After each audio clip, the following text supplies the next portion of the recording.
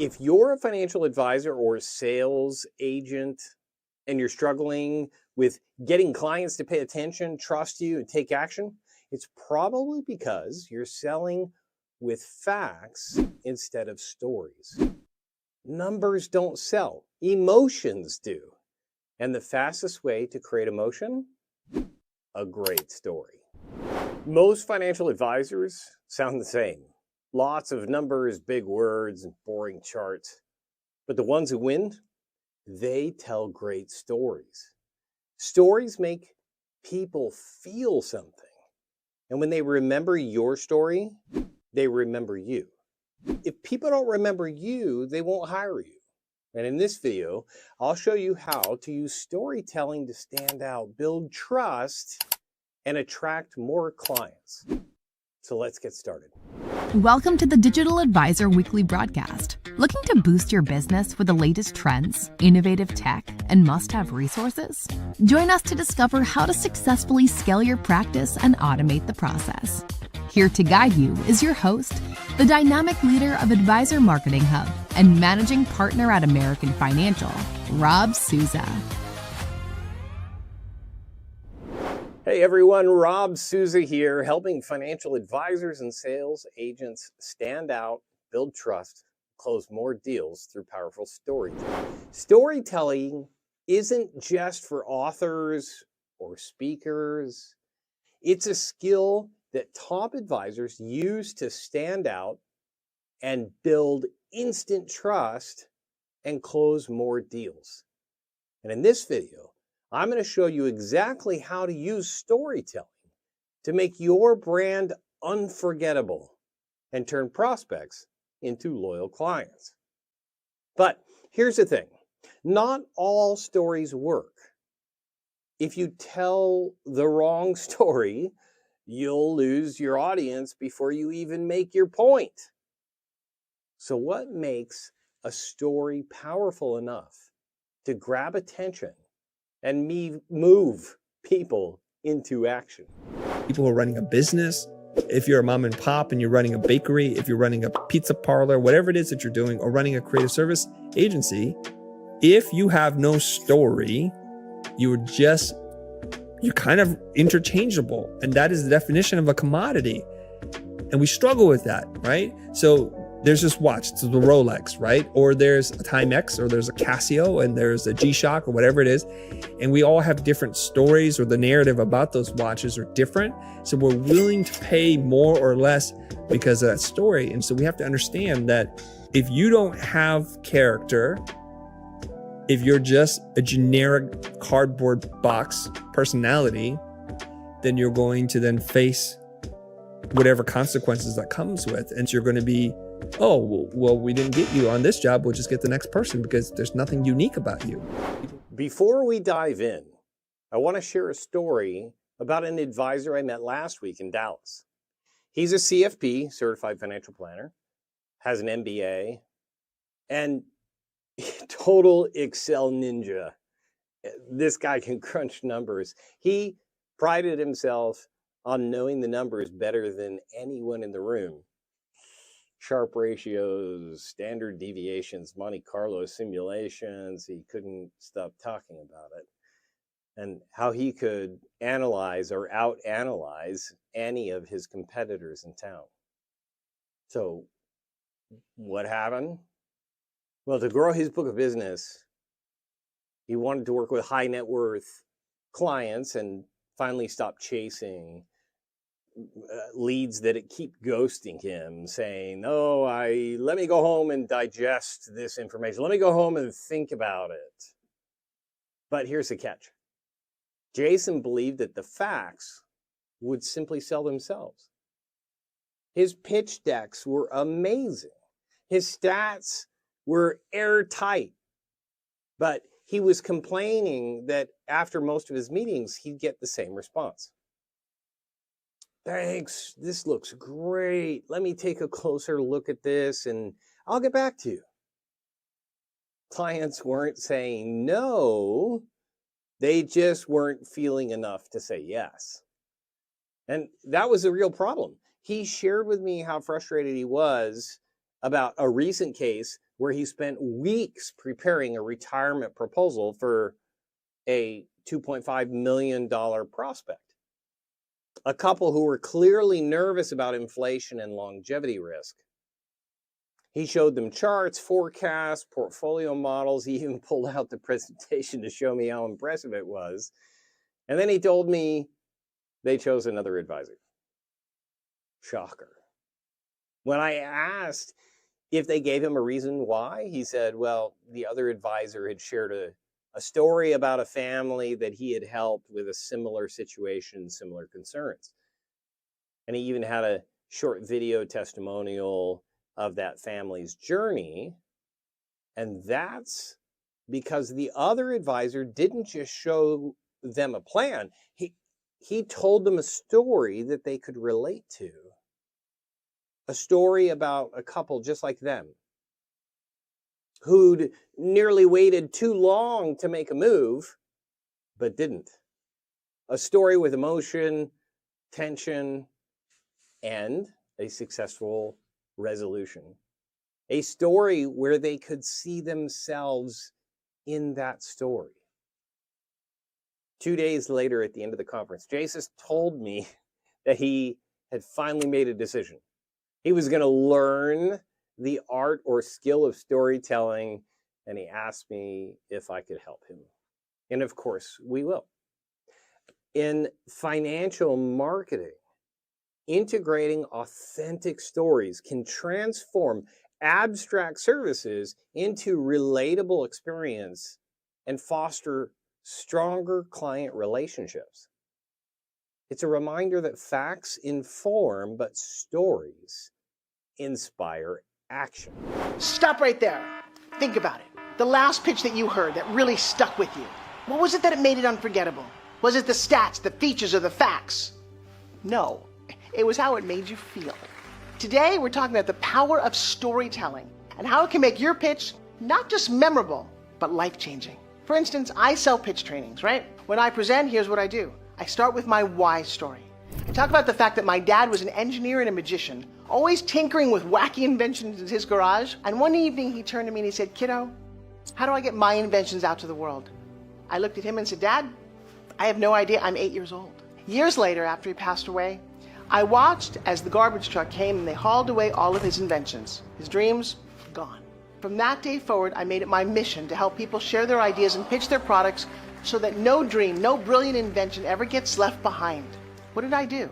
Created an emotional connection, simplifies complex ideas, and makes your message clear and relatable. Did you know that people are 22 times more likely to remember a story than a fact? That means if you're just throwing out numbers and data at your clients, they're turning out, but when you tell a great story, they listen, trust you, and most importantly, they're likely to take action. So before we jump in, I have a quick question for you. When was the last time that you made an important decision based purely on numbers? No emotional reactions whatsoever. Well, maybe if you're an engineer, then maybe, but still probably not. And that's because people don't make decisions strictly on logic alone. They need a story that makes them feel something, anything, relatable. And that's exactly why storytelling is so powerful in finance. It makes the complicated relatable. Stick around until the end of this video because I'm giving you a proven storytelling framework that you can start using today to attract more clients and close more deals. So when we see a kid with a lemonade stand, it's different than when we see a vending machine selling lemonade, even if it's exactly the same product, because the story around it is what people are paying for. So when I meet small business people, all I ask them is not what's their balance sheet, but what's their story. Why should I pick you? Why do I care about what you're doing? And if you start giving me all this inside baseball statistics about why you're 2% better than some other competitor, I'm already glazed over because that's not part of the way I see the world. So How do you craft compelling stories? You don't need to be the next Shakespeare or write a best-selling novel. Your clients just want to hear stories about things that have happened, things that could happen, and even things that never happened, but you can help prevent from happening. Make it a point, a learning lesson. To make your story powerful enough for your business and marketing, we need to take it up a notch. Luckily, there's a simple, proven framework that makes storytelling easy. A template, a system, a method to help you create stories that will grab attention, build trust, and make selling effortless.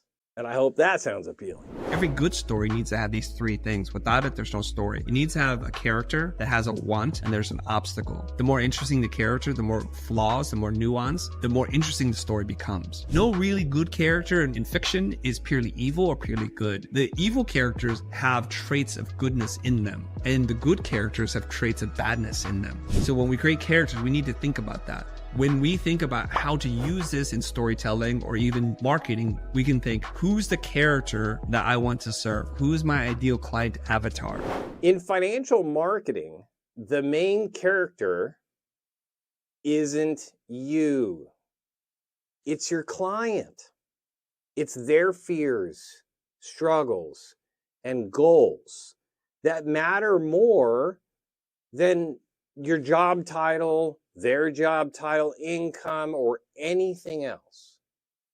You have to make it relatable.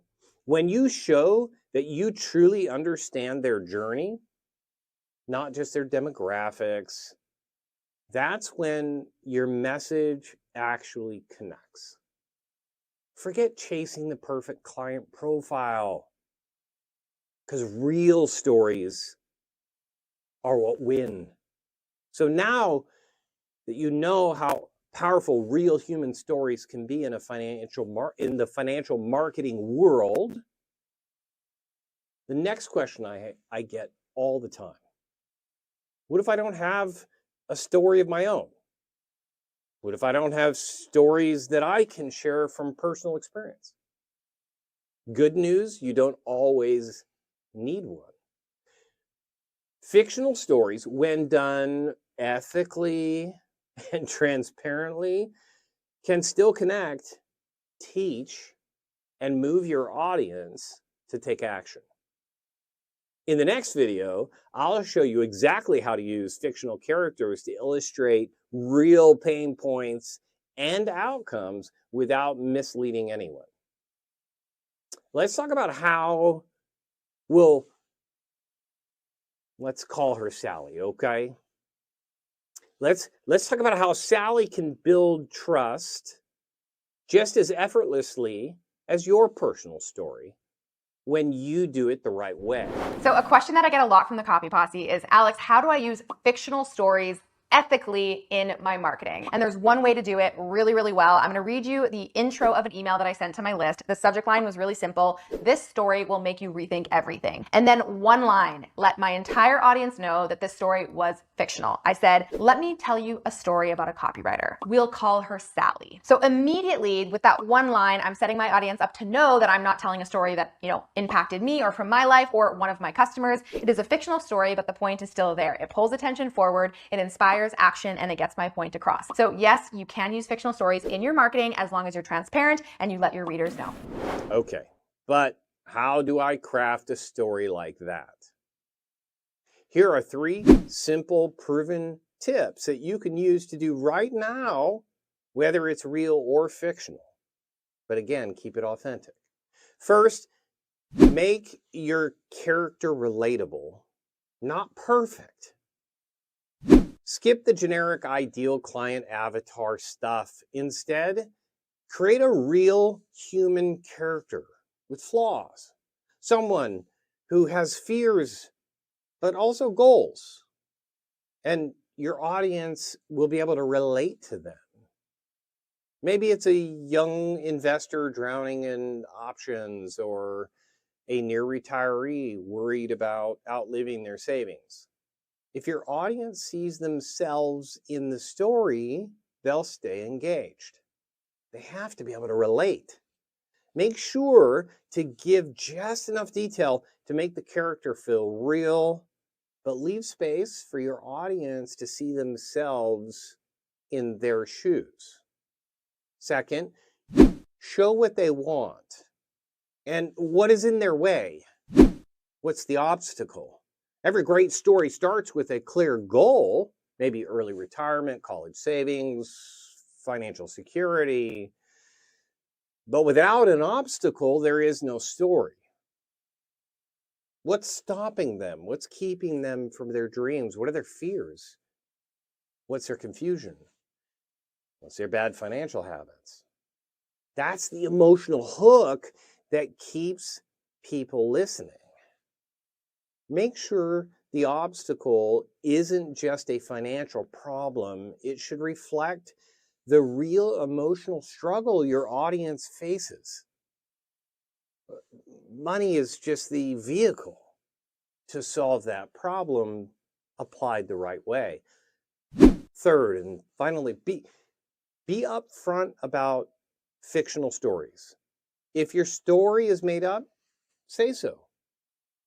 A simple, let's call her Sarah, signals honesty while keeping the story relatable. You're not misleading, and you're just illustrating a point. And don't forget, the power of a story isn't whether it happened, it's whether the lesson feels real, relatable, and relevant to the listener. The biggest mistake that people make in storytelling is they have this idea that their story needs to be dramatic. No, your story doesn't have to be dramatic for it to be interesting. I hear people say this in the corporate world all the time. Vin, what I talk about is so boring. And do you know what my response to that is? Sure, I understand that your content is boring, but you don't have to be boring. You and your content are completely different. I talk about communication skills. Communication skills, I think, if not taught by the right person, it can be an extremely boring topic. So I just want to say to you, even if the story you think, Oh, my story is so boring. you don't have to be boring while you're telling it. So simply put, how do you make a story more exciting? It's your delivery. It's the emotions that you put into it. And you'll be shocked at how much you can punch up a story by improving the delivery. Now let's tackle some of the common questions about storytelling. Okay, Marie, thank you. Okay. At Jack Turner 3, I think I got that right. I'm not a great storyteller. Can I still use this strategy? Absolutely. You don't need to be a natural born storyteller. What matters is being relatable and clear. Start with real experiences. It'll make it more genuine. Use your own story, your own clients, of course, with their permission, and you can protect their anonymity. Use the framework from this video to structure your message. Keep it conversational, and that's helpful to keep it more relatable and real. And the more you practice, the more natural it will become to you. Hope that helps. Okay. From Sailor Surfer, I think that's right. Yeah. Is it okay to use made-up stories? We covered that just a minute ago. And yes, as long as you're being honest and transparent, using phrases like, let's say, or for an example, imagine a client named John, signals that it's an illustrative story and it's not being deceptive. When done ethically, fictional stories can be just as powerful, especially if you're showing empathy, understanding, and actual applicable solutions. The key is that the lesson or the emotion feels real and relevant. Okay, let's do one more. Let's see. Okay, Uncomplicated 1400. Can storytelling really help with compliance heavy topics like retirement or tax planning? Now that's probably the best question I've heard so far today, because compliance can be really complicated. But yes, and that's actually, I think, where it really shines. Storytelling helps simplify complex or really dry topics by framing them in real life situations instead of trying to explain tax law or show how a fictional client avoided some common pitfall with smart planning. It keeps things compliant because it's just someone else's story, especially if it's focused on their emotions and their fears, because those are the things that avoid compliance issues. And it's easier for people to understand. Okay. All right. One more bonus question from @Ian Incognito. How often should I share stories in my content? As often as it makes sense. Stories can be a part of client meetings, social media posts, webinars, or even your about page. It could be your own personal story. You don't need a story in every post, but using them regularly helps humanize your brand and make your insights stick. Aim for at least one story-driven piece per week, and then you can kind of spread it across multiple platforms. All right, for our last question, we're going to go to Ask Vin, and he answers the final question better than I can. What's the key to being a good storyteller? Perfect question. If I asked all of you right now, tell me a story, you all panic. You think I don't have any. But the true answer is that not that you don't have any or that you don't have them, you have so many in your life. It's because you don't document them. To be a great storyteller, you must first become great collectors of stories. So I'll tell you what you do. Start a new note in your iPhone or your Android, though I love iPhones, they're much more superior. Start a new note and just write story bank. And the next time in your life, something that emotionally moves you, capture it. An interaction with a colleague, a story that I shared with you today, if it emotionally moved you, capture it. What did the person say? What happened? Who, what, where, when? Capture the story. And before you know it, if you captured a story a day, by the end of this year, you have 365 stories you can use. If you have more questions, do me a favor, drop them in the comments or send a DM, and I'll be answering them throughout today. Here's a great example of how, or let's give you a great example of how powerful storytelling can be done ethically and really intentionally. An advisor who's been in the industry for 20 years asked me to help her revamp her entire about page. Instead of leading with credentials and past results, certificates, she started with a relatable character by telling her own story herself. Sounds counterintuitive, but it made it way more relatable and helped people understand her motivation behind why she does what she does. She talked about growing up in a family-run business, watching her parents struggle to plan for retirement, and that's the want. It was financial security. It wasn't just a bio, it was a story built on a genuine, authentic history that wasn't exaggerated. There was no drama. It was just transparent, value-driven narrative that real people could connect with. The result?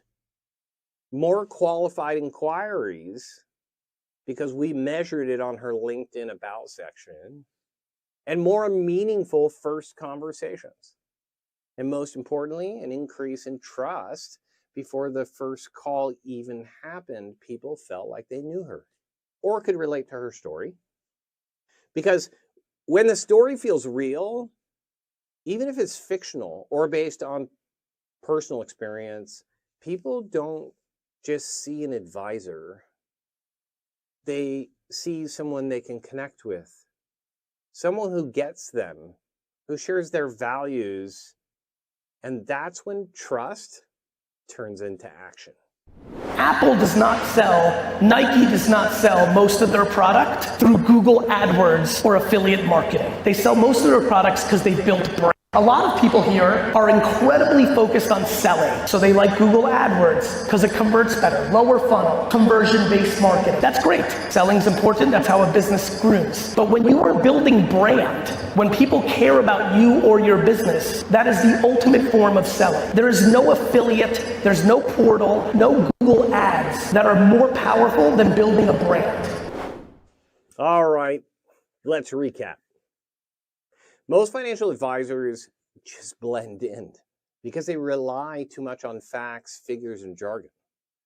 But the advisors that stand out use storytelling to spark emotion, build trust, and create lasting connections. In this video, we covered why stories work better than stats when attracting clients, what makes a story powerful and unforgettable, how to craft real and fictional stories ethically, a simple storytelling framework to keep clients engaged, and tips to create relatable, emotional, engaging characters that reflect your audience's real struggles and fears. The bottom line: clients don't choose advisors based on logic alone. They choose someone they trust. And trust is built through authentic and relatable stories. So what's your story? I encourage you, drop it in the chat or send it to me in a DM. I'd be happy to give you feedback and help you embellish that story. I'd love to hear your story.